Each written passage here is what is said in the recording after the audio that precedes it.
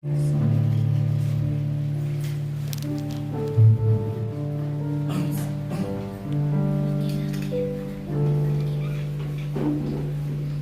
Lord, for prayer. Hallelujah, Lord Jesus.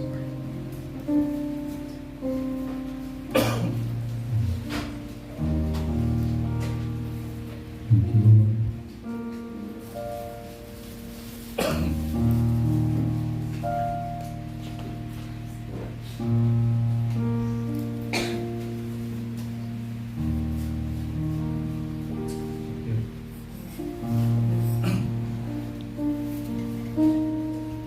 Hallelujah, Lord. Maraming salamat po muli sa oras na ito. Salamat po sa bawat kapatiran, sa bawat kaluluwa na dito ngayon, Panginoon. Ito po'y patuloy namin tinatalaga sa iyo bilang oras upang ikaw ay mapakinggan namin, maranasan namin ang iyong presensya, ang iyong mainit na yakap, at ang iyong Lord, maluwag ang kabutihan mo at kapala sa akin. Maraming salamat, Panginoon. Sa oras na ito, Lord, aming panihiling na sa aming pong pagbubulay-bulay ng salita. Ang tunay nga na magkaroon kami ng kapasidad na intindihin, tanggapin, at magkaroon ng linaw po sa amin ng katotohanan sa iyong salita. At Lord, hayaan mo, Lord, na maangkin namin ito maging buhay sa amin, Panginoon. Yun po yung aming hangarin, sapagkat yun po ang iyong kagustuhan sa amin. Lord, ang kagustuhan po niyo para sa amin ay tunay na makita, marinig, maranasan, madama ng mundong ito ang iyong anak na si Kristo sa aming buhay. Amen. And Lord, tulungan mo kami, Lord, sa oras na ito. In Jesus' name. Amen. Amen. Thank you, Lord. Are you blessed? Amen. Amen. Kaya nga, every time na titipon tayo ng ganito ay encourage po yung tatay dito. Kasi nga, lagi kayong blessed. Amen. Sabi ko, are you blessed? Yes, amen. Sabi nyo. So, hindi pa pinipreach yung word, blessed na kayo. Amen. Ano pa, pagka Glory na-preach to na, God. di ba ba? Amen. Hallelujah. Let's continue that kind of attitude at saka yung expectation po natin. Amen. So when we come here,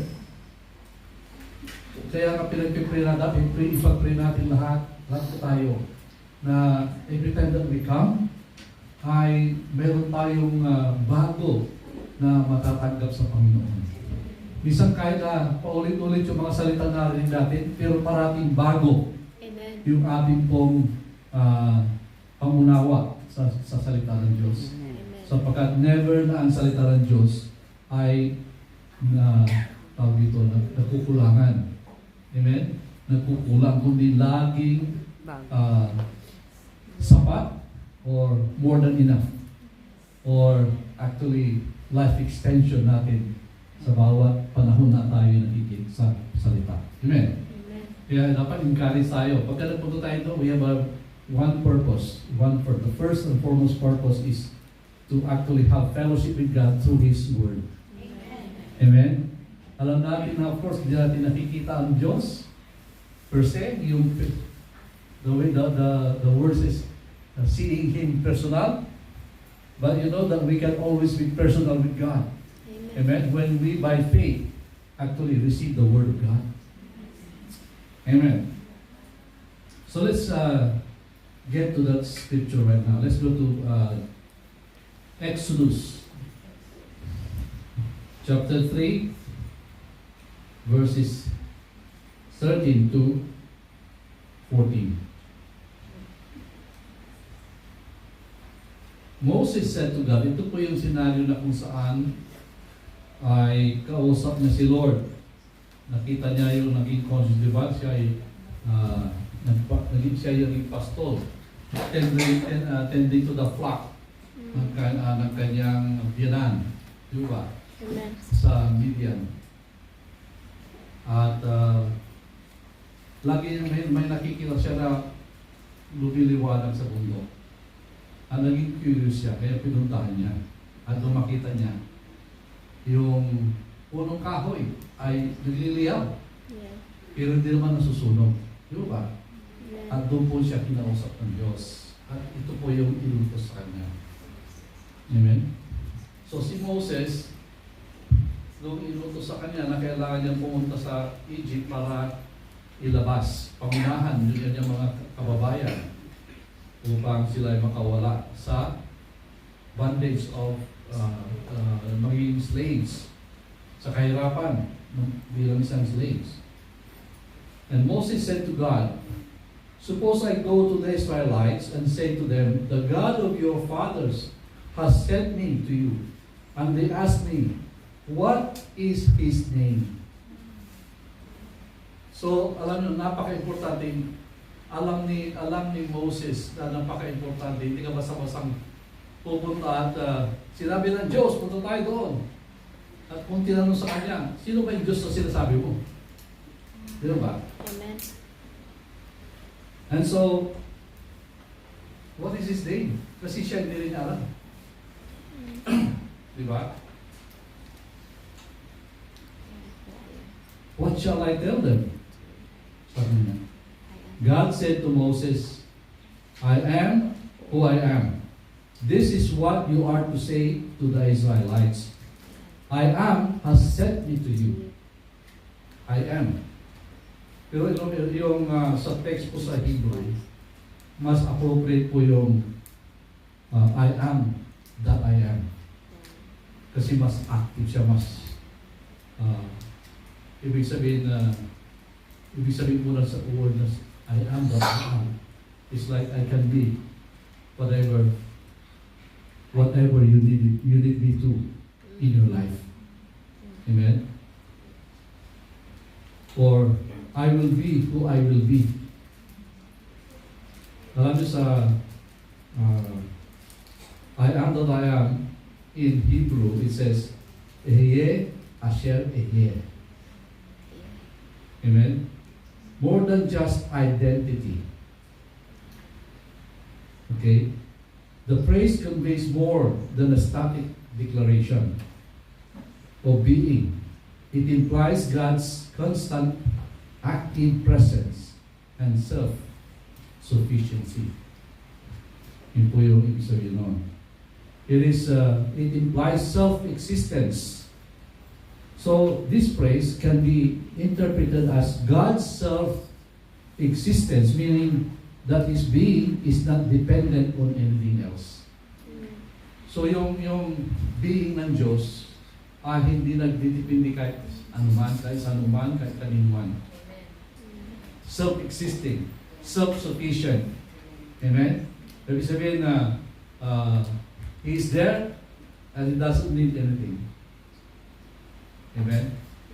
He can have whatever He wants. And He has that eternal nature. Eternal nature means it also signifies God's eternal and unchangeable nature. Okay? Emphasizing that He is always trustworthy and present. Indicating His everlasting and unfolding nature. Amen? So, purihin ng Panginoon. What is it, ano po yung connection po sa tawag sa Diyos na Yahweh? Yung Ehyeh, Asher, Ehyeh.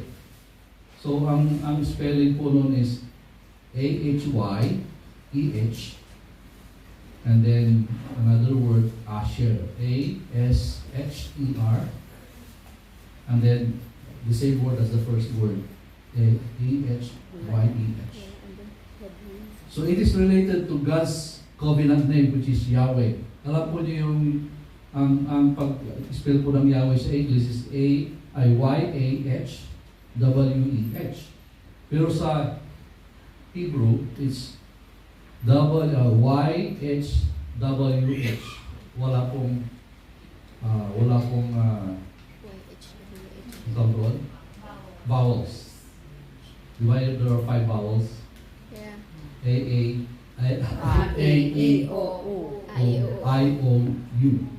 Yeah. Sa Pilipinas, A-I-I-O. Yeah. Amen? Vowels. So, ang ibig ko sabihin kasi ng Yahweh is, He is or He will be. Okay? It is an active presence. Okay?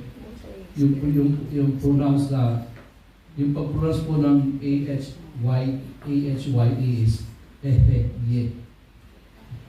Ehye. Yeah. So the verb Ehye denotes a dynamic being, suggesting that not just existence, but active manifestation and presence with His people. So, kaya po, you know what? Why God used the Hebrew word for His revelation? Because the Hebrew word is so mature na hindi kayang tumbasan anumang language sa mundo. So, kaya ang hirap, kung English lang titignan mo, mahirap mo i-grasp yung kalaliman ng ibig sabihin.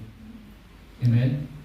Kasi yung verb na hiye, sabi kanina is it denotes a dynamic being. Dynamic means active. It means hindi siya static. Alam niyo ba yun? Suggesting that not just existence but active manifestation and presence with His people. So, kagaya ngayon, wala tayong nararamdaman, pero active siya sa buhay natin. Amen. Namamalayan mo man o hindi, alam mo man o hindi. Amen? Kaya ka nakakabangon sa umaga. Yeah. Amen? Kaya ang iyong buhay, ibig sabihin na susustain. Bakit ka, kahit natutulog ka, bakit humihinga ka pa rin? Amen. Wala ka nang malay pag tulog ka na eh. Yeah. Pero yung puso mo, katrabaho. Mm. Parang ganun yun. Hindi natin naman naka-static ka, pero madami na nagtatrabaho sa buong katawan mo. Andun tumatakbo po yung sistema, yung circulation, yung digestion, yung immune system. Continuous pong tumatakbo yun. Di mo ba? Amen. So, ganun po ang ibig sabihin ng Diyos sa atin. Amen? Although hindi niyo siya nararamdaman, pero aktibo siya lagi sa buhay mo. Amen. The moment na huminto ang kanya activity sa buhay mo, patay ka. Yeah. Amen. Totoo po yun. Amen. Kaya yung I am that I am is so meaningful that it encompasses who He is and who He is with His people, with His creation. Alam niyo yung hangin, gumagalaw. Yes. Di ba? Yung creation ng Panginoon.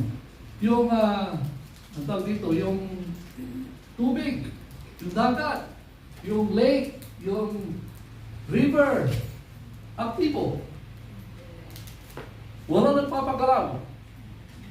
Sa loob ng mundo, aktibo yung mga lava, hindi nyo napapansin. Yeah. Gumagalaw yun, kumukulo, hindi nyo napapansin. There's ibig sabihin sustained. Yung araw, walang nagkukuman. Alam nyo, pagka huminto ang Diyos sa pagkikialam niya sa nature, yung araw, biglang magsha-shut off yan. Yeah. Patay tayong lahat. Kawa natin yun. Amen. Hindi natin namamala, that's the God who we serve. Yes. That's the God who we worship. Amen. Na kahit wala kang malay, may mahalay siya sa'yo. Yes. Amen. Amen. And that's what this name means. I am that I am. Amen. I am. Saka, kasi hindi, wala yung I am that I am, walang katapusan. Yes. Hindi siya past tense. Okay? Actually, past tense siya, present tense, future tense. Amen. It encompasses time and eternity. Because He is an eternal being. Amen. And He was the one who created time. And He sits on time that He created. Amen. Amen. So mga kapatid, napaka immense yung ibig sabihin ng ayam, hindi basta-basta. Amen. Amen. Kaya sa ating pong pagsamba sa Diyos, kahit hindi mo maintindihan, bakit mo sinasamba siya? By faith guys, sabi nga, faith is the substance of the things you hope for. Di ba? And the evidence of the things that are not seen. Di mo siya nakikita, pero may ebidensya. Tignan mo lang yung sarili mo, ebidensya yun. Amen. Yeah. Amen. Amen. Amen. You can never deny that the existence Yes. Thank you, Lord. of God. And alam nyo, yung mga atheists, akala nila napakatalino nila. Gusto nilang intindihin ng Diyos ayon sa kanilang limitadong logic. Amen? Limitadong gusto nila kasi according to their ability lang. Pagka beyond their ability, they will not accept it. Pag hindi nila ma-explain, they will not accept it. Wow. So, ibig sabihin, very limited po yung alam nila kasi wala silang faith. Pero tayong mga nananampalataya, dahil alam mo at kilala mo ang Diyos, napakalawak Amen. ng ating pong kaalaman by faith. Di mo ba? Kasi, pagka hindi mo alam ito, humingi ka kay Lord, malalaman mo. Amen. Amen. Amen. Nakot kayo sa Kanya at sabi ni Lord, kaya nagdidipindi tayo sa Kanya. Alam po ninyo, nung hindi pa nagkakasala ang tao, ay constant po yung update ng kaalaman ni Adam and Eve. Kasi kung ano yung alam ng Diyos, nalalaman nila. Kasi yung alam nyo, because yung connection nila, hindi physical, it's spiritual. Parang wifi. Amen? At naiintindihan nila yung kagustuhan ng Diyos. Kaya, alam niyo yung nag-uusap sila, nung alam niyo nung nagkasala na sila, naging verbal na yung usapan nila. Pero nung hindi pa sila nagkakasala, ginagawa lang nila. Alam nila yung ginagawa nila kasi naka-download sa kanila. Dahil walang barrier, walang limitation, yung connection ng Diyos sa kanila. Amen. Pero ngayon, yung kasalanan na tinamo ng tao, yun po ang nagiging barrier ng will ng Diyos sa buhay natin. Kung kaya dapat natin pag-aralan, kailangan dapat nating purposely na basahin, intindihin, aralin ang salita. Nang sa ganun ay maluwagan natin yung harang. Kasi yung pong ating laman ay harang. Kasi ang ating laman ay ruled by corrupted nature ng kasalanan ng Diablo. Amen. Amen. Amen. Kaya nga, pag ikaw ay namumuhay na sa Espiritu, wala na imposible sa'yo. Amen. Di ba? Sabi sa Bible, to him who believes, Nothing. is impossible. For everything is possible. Amen? Amen. Hallelujah!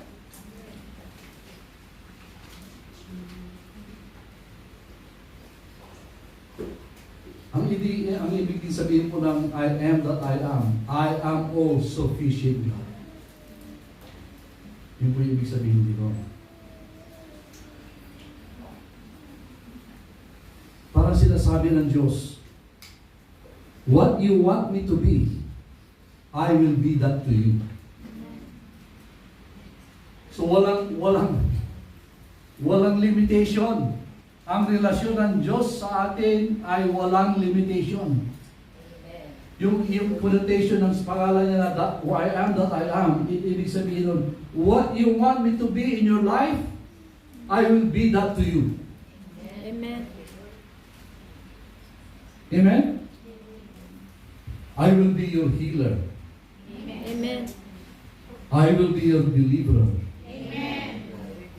I will be your provider. I am your best friend. I am your Savior. Amen. I am your Redeemer. I am your strong tower. Amen. I am your fortress. I am your living bread. I am your living water. I am your resurrection. I am your life. I am the light of your world. I am your light. Amen. Amen? These are the names of God. Di ba ang daming pangalan? Kasi bawat pangalan ng Diyos ay yun ang relasyon natin sa pangangailangan natin sa Kanya. Amen. At yung pagka-Diyos sa buhay natin sa Kanya. Amen? Amen. Ba't ang daming pangalan? Sabi doon, Elohim. Ano ba ibig sabihin ng Elohim? Supreme One or Mighty One. Elohim. El Shaddai, the Almighty. Okay? Jehovah Rapha, the healer. Jehovah Shaman, Jehovah is there. Jehovah Ra, the pasture, or to pasture, to tend to grace. Ibig sabihin, inaalagaan tayo para tayo ay hindi magutom. So Jehovah Ra. Alam natin, Jehovah Jireh, alam natin yun. Jehovah Nisi, the Lord is my banner. Amen? Amen. Jehovah Tsidkenu, the Lord is my righteousness. Hallelujah. Jehovah Makadesh, the Lord who sanctifies you. So dahil yung pangalan po ng Diyos dami, Amen. pero it sums up doon sa I am that I am. Kung anong pangangailangan mo, yun ako. Amen. Ibig sabihin? Praise, alam niyo po yung pangalan ng Diyos ay related po sa existence natin. Yung ipinakilalang pagka-Diyos niya, ipinakilalang pangalan niya para maintindihan natin, para sinasabi ng Panginoon, ako ang Diyos niyo sa lahat ng pangangailangan niyo. Amen. I am that I am. Wow. So mga kapatid, although sinabi na ng Panginoon ang kung sino siya sa atin, at ipinakita po niya magmula nung umpisa hanggang sa dulo, ay ipinakita po niya yung desire niya sa atin. Diba? Sabi, kaya alam niyo yung mga symbolic na pinakita, pinagawa sa mga Israelites, kasi yun ang gusto niya mangyari sa atin. Kung bakit nung sila inilikas mula sa Egypt, at nung sila umiikot sa kanilang katigasan ng ulo sa wilderness, sa desert, sa Araba, ay bakit laging nasa gitna yung tent of meeting at sila nakapaligid? Pinapakita ng Panginoon na gusto niyang makasama tayo lagi. He will always be in our midst. Amen. His presence is always in our midst. Amen. Pinapakita ko yun. It's a symbol. It is a parallel. That's pinapakita ng Panginoon. It's a typology. Yung lahat ng pinakita ng Panginoon. Yung templo, sabi nila, sirain nyo ito, pero tatayo ko in 3 days. It's again, His body. Amen. Then, mabubuhay siya muli. At alam natin na aakuhin tayo lahat sa Kanya. At yung siya yung templo natin, at tayo din ang templo niya. Amen. Nag-evolve siya. Yeah. So, ibig sabihin, as much as we need God, but He shall also the moment He created us, yun ang design ng puso niya na siya ay maging kaisa natin siya. Amen. Amen? Amen. So I am that I am encompasses everything. Every plans that He has is embodied in that name. Amen? Yung desire niya na makiisa sa atin, you see, the moment na ikaw ay tumanggap sa Kanya, ikaw ay naging isa sa Kanya, sabi niya, He who is born again is one in spirit, nakikiisa ka na sa Kanyang Espiritu. Ano ibig sabihin nun? Sapagkat ang buhay ng Diyos ay nasa Espiritu ng Diyos, at nung Espiritu ng Diyos na bumasok sa iyo, nanahan sa iyo, ikaw ay nakiisa sa Kanya, sa Kanyang buhay. Amen. Amen. Nasa atin na ngayon ang key kung hayaan natin siya na lumabas sa ating buhay. Kasi nga nasa atin na siya. Pero nasa atin pa rin desisyon kung iaalaw natin siyang mamuhay. Maihayag ang sarili niya sa pamamagitan natin. Amen. Amen. So, papasok tayo ngayon sa isang pag-aaral na napaka-importante.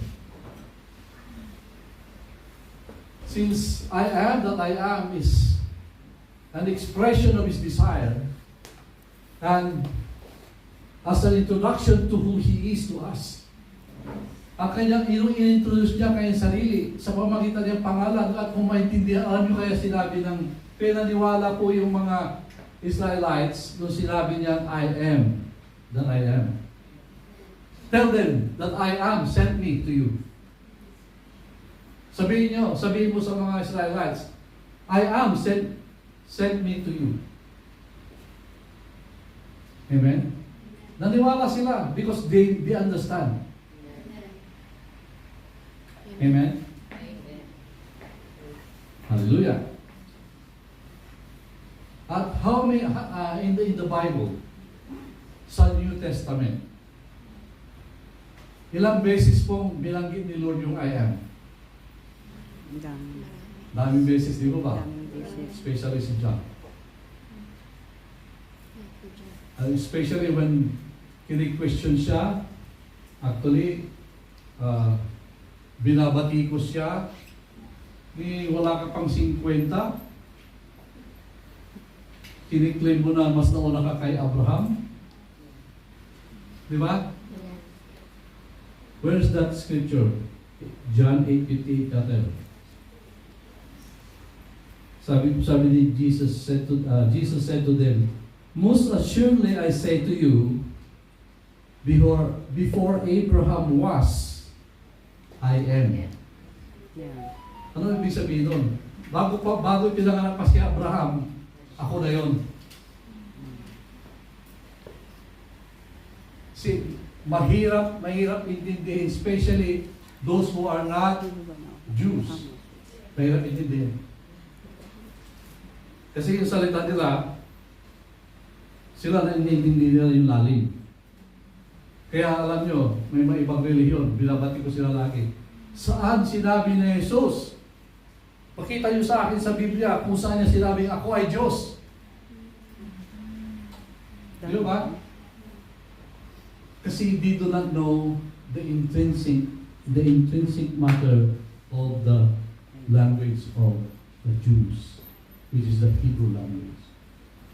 When he said, I am, he claims to be the God.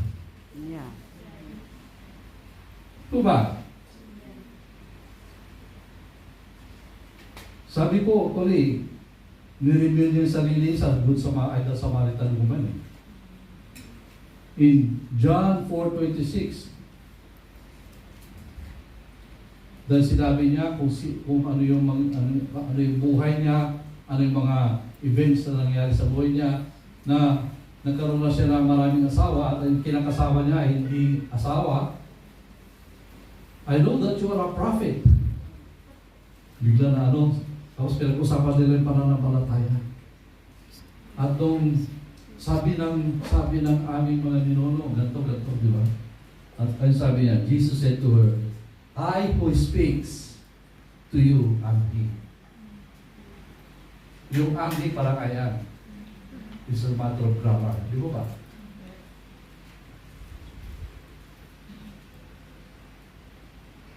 At hindi lang yan, pati doon sa isang, sabi niya sinabi,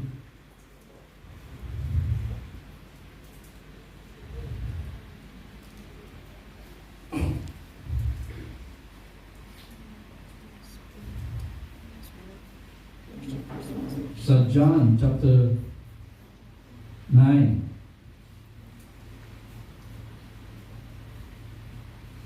doon sa lane na pinagaling. Ano, so doon sa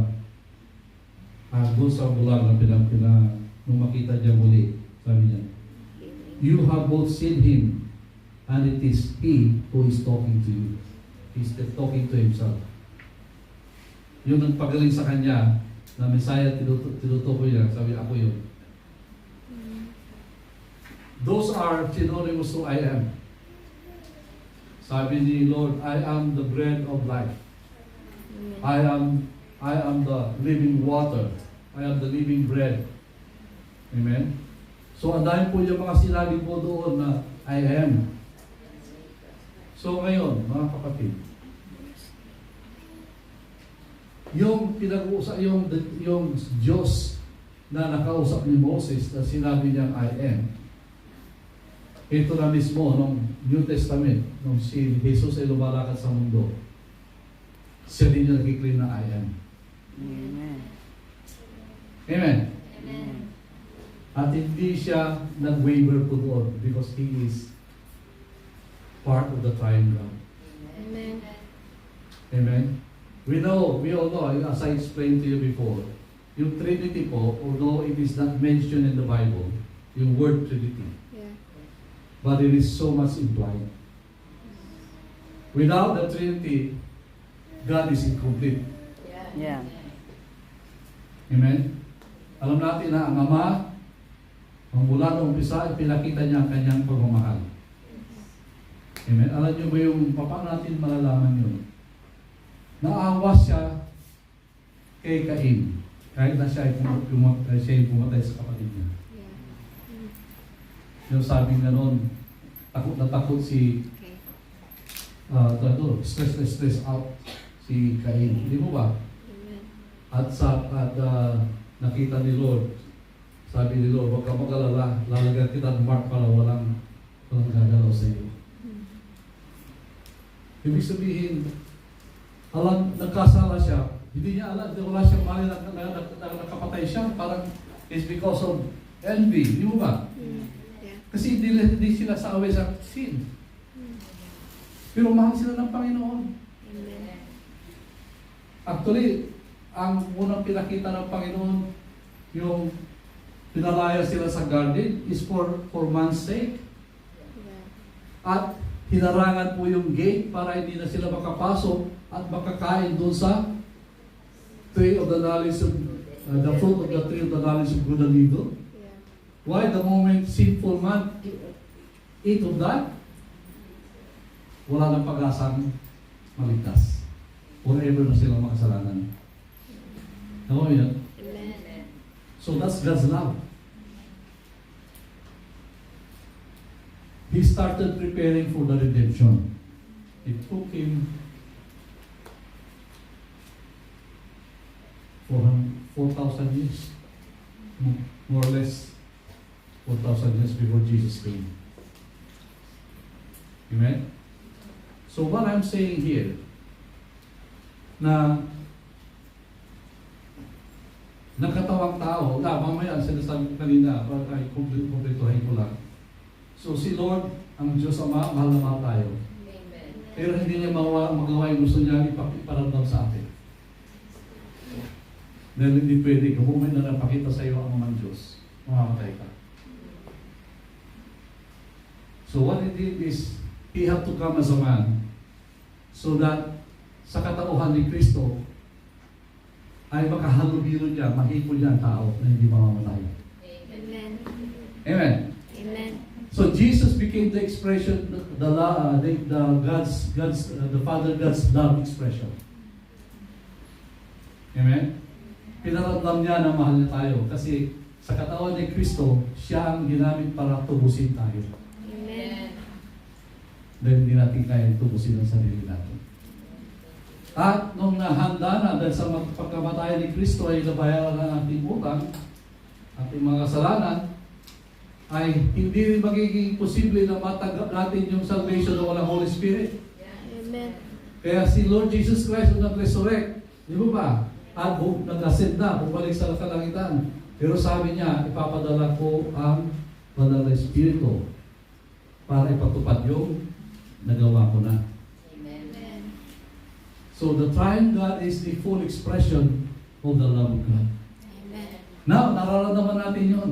Pag ikaw ay nagkasala, pwede ka na humingi ng tawad. Amen. Hindi mo na kailangan pumatay para mag-offer. Yes. Thank you, Lord. Amen. Amen. Kasi ang dugo ni Kristo ay nananatiling sariwa noon, ngayon, at magpakailanman. Amen. Thank you, Lord.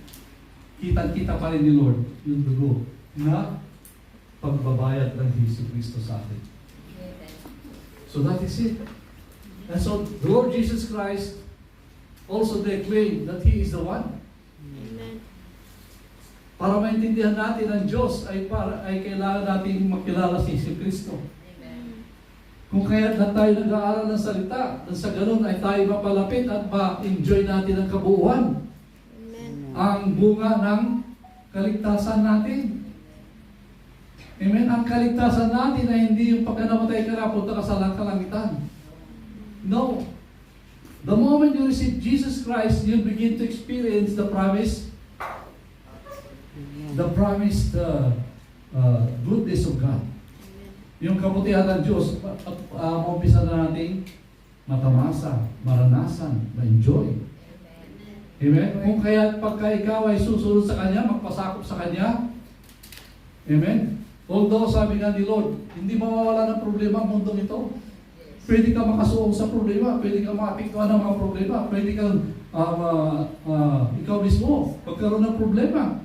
Pero sabi ni Lord, pagka mabahala, sabi niya sa mundong ito, maraming trouble na darating. Pero sabi niya, pero kayo ay magsigalak. Kasi napagtagumpayan ko namin ito. Amen. Ibig sabihin, ano bang trouble meron sa mundo ito, kung ako ay kasama mo, wala kang iintindihin. Amen. Amen. Kasi napagtagumpayan ko na kung ano mang klaseng problema ay kaya kitang itawid. Amen. Amen. And that comes, papasok na yun yung faith. Amen. Yung faith, pinag-usapan natin, pero faith,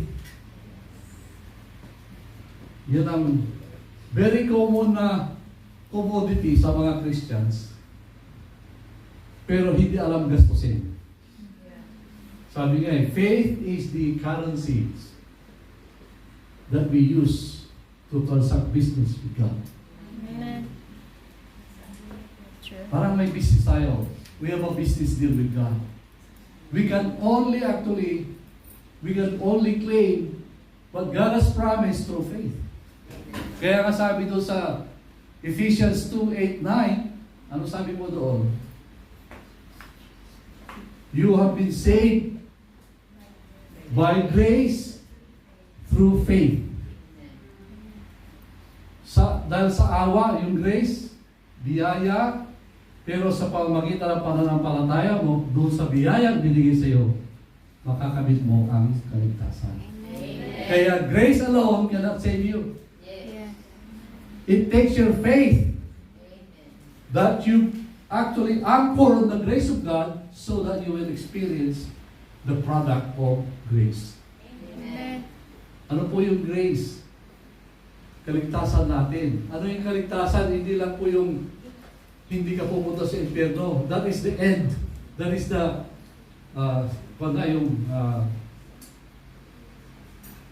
culmination. Amen? Pero the moment you receive Jesus, amen, you begin to enjoy. Amen? You begin to enjoy salvation. Dapat ma-enjoy po ninyo yung salvation by faith. Yung pangako ng Diyos na I will be to you. Ano sabi doon? Sorry.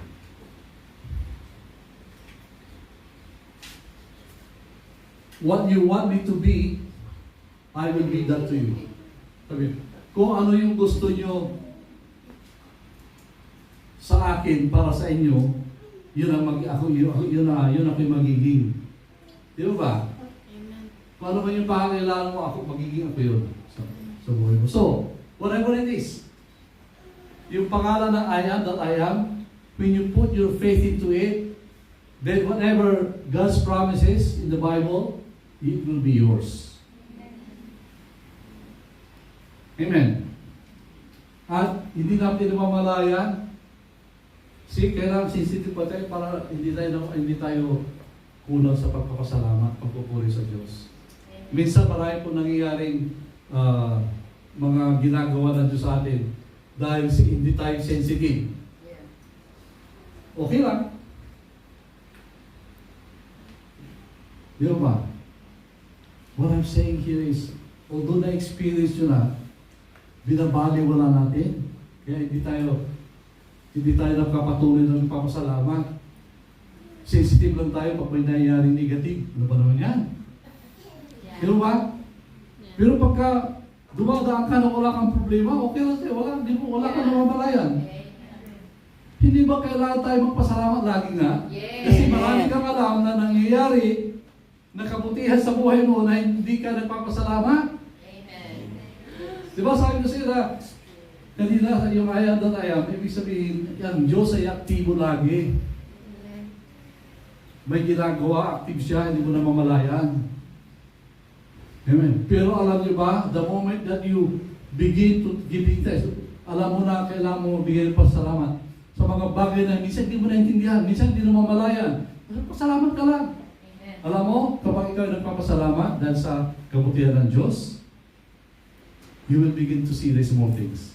Amen. You will begin to give thanks to so much. Minsan, di ba, pagka ginagawa mo yun, yung ibang mga kasama, ano nangyari sa kanya? Hyper siya. Yun niya ganun. Okay lang. Kasi kilala mo yung sarili mo kung gano'n nagpapasalamat sa Diyos. Amen. Because you're giving thanks to God is your relationship, personal relationship to Him. Kayo lang ang dalawa nilo nakakaalam mo. Yan ang sikreto yung dalawa. Amen.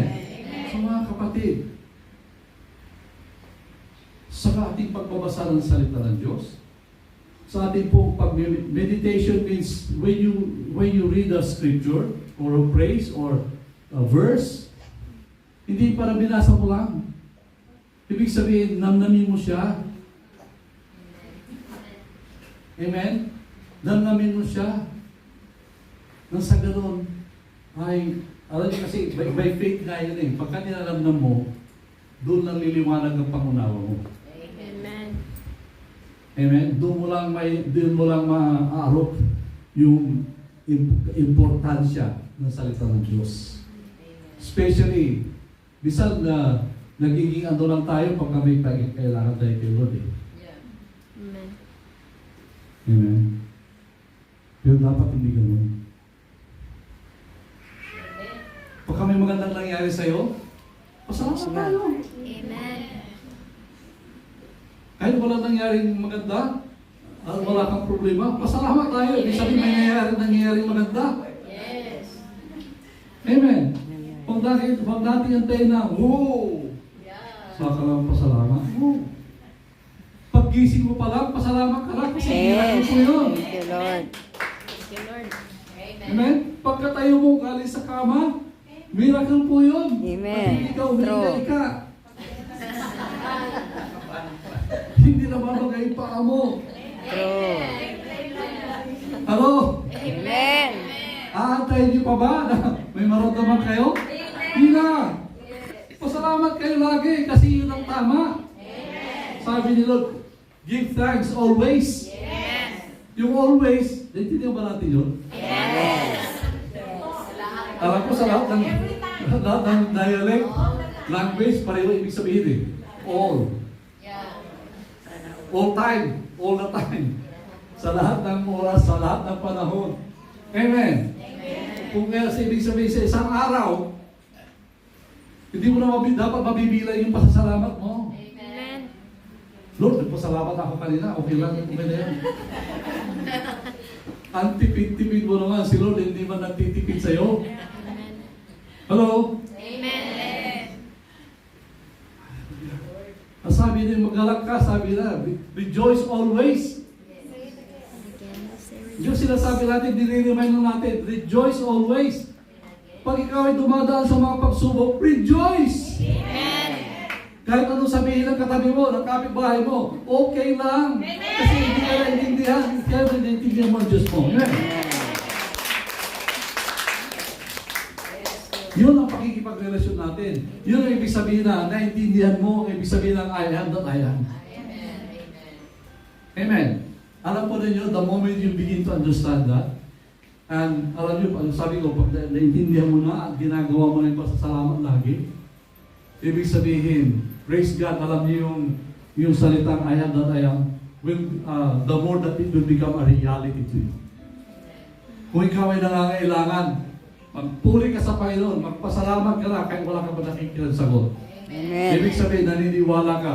Sinabi ng Panginoon na I am that I am to you. Amen. And later on, darating yung mga pangangailangan mo. Why? Amen. Because you believe it. By faith. Because you believe it. Amen. When you say, thank you, Lord. Kahit hindi pa dumarating, thank you, Lord. You mean it. Pag sinabi mo, you mean it. Hindi yung, okay lang, pasalamat ako ngayon. Sigurado ko para, no. Thank you, Lord, as if you have received it. Amen. When you do that, it comes. Kasi hindi pwedeng pigilan ng kalangitan ang pagpapala ng kalaan sa iyo kung ikaw ay naniniwala na sila. Papasalamat ka na nga eh. Amen. Di ba? Especially pag kami nagpangako sa iyo, hindi pa dumarating. Thank you doon sa ano ha? Hello? Amen. Ay kung kaibigan mo, nahiya nang hindi bigay kasi nga nagpapasalamat ka na. Ang Diyos pangalangin kaya? Amen.